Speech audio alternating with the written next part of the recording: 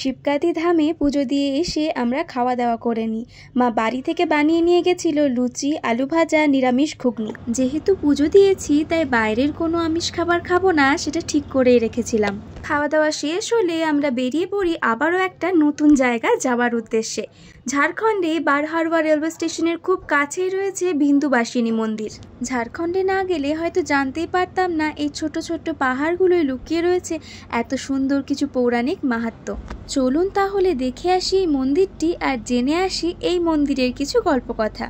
এই মন্দিরে পৌঁছাতে গেলেও উঠতে হবে প্রায় 108টা মতো সিঁড়ি। সেই উঁচু সিঁড়িগুলো উঠতে গিয়েই আমরা কিছুটা ক্লান্ত হয়ে পড়ি, তাই মাঝ রাস্তায় কিছুটা বিশ্রাম নিয়ে আবারও উঠতে শুরু করি এবং দেখতে পাই সিংহদুয়ার। পরিবেশটা কি সুন্দর দেখুন তো, চারিদিকে ঘন জঙ্গল আর মাঝ রাস্তা দিয়ে উঠে চলেছে এই সিঁড়িগুলো। বিন্দুবাসিনী পাহাড়ের শীর্ষে এই মন্দিরে বিরাজমান রয়েছেন মা দুর্গা, লক্ষ্মী এবং মা সরস্বতী। মন্দির চত্বরটা বেশ সুন্দর, চারিদিকে বিশ্রাম নেওয়ার জায়গা রয়েছে। এতটা উপরে উঠে এসে সকলের একটু বিশ্রামের প্রয়োজন। ভালোভাবে দেখলেই বোঝা যায় মন্দিরটা বেশ প্রাচীন, কিন্তু সময়ের সঙ্গে মন্দিরটির পরিচিতি প্রায় বিলুপ্ত হতে বসেছিল। ঠিক তখনই পাহাড়ি বাবা নামে পরিচিত স্বামী হরিহরানন্দ গিরি এই মন্দিরের মাহাত্ম্য উপলব্ধি করতে পারেন এবং তার মাধ্যমেই এই বিন্দুবাসিনী মন্দিরের সমৃদ্ধি আবারও ফিরে আসে। দেবী দুর্গা, মহালক্ষ্মী, মহাসরস্বতীর মিলনস্থলটি হয়ে ওঠে এক অন্যতম শক্তিপীঠ।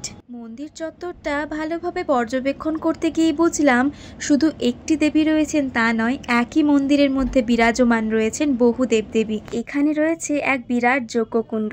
চৈত্র মাসে নবরাত্রি তিথিতে এখানে যজ্ঞ হয়। সেই পুজো উপলক্ষে মেলা বসে এবং হাজার হাজার মানুষের ভিড় হয় সেই মহাযজ্ঞ চাক্ষুষ করার জন্য। এছাড়াও রয়েছে বিরাট আকারে একটি কল্পতরু বৃক্ষ। ঠিক তার পাশেই রয়েছে হস্তিদুয়ার। মন্দির চত্বরটার চারিদিকে ছড়িয়ে রয়েছে অসাধারণ কিছু স্থাপত্য।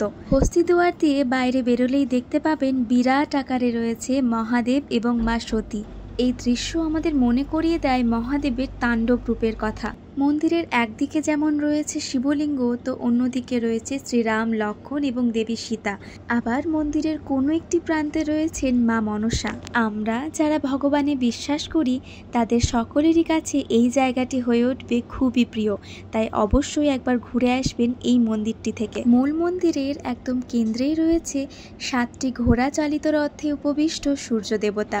এমন আধ্যাত্মিক পরিবেশে সময় কাটিয়ে মনে অদ্ভুত শান্তি ফিরে এলো। সেই শান্তি ও স্নিগ্ধতার সঙ্গে নিয়েই আমরা রওনা দিলাম নিজের বাড়ি ফেরার উদ্দেশ্যে।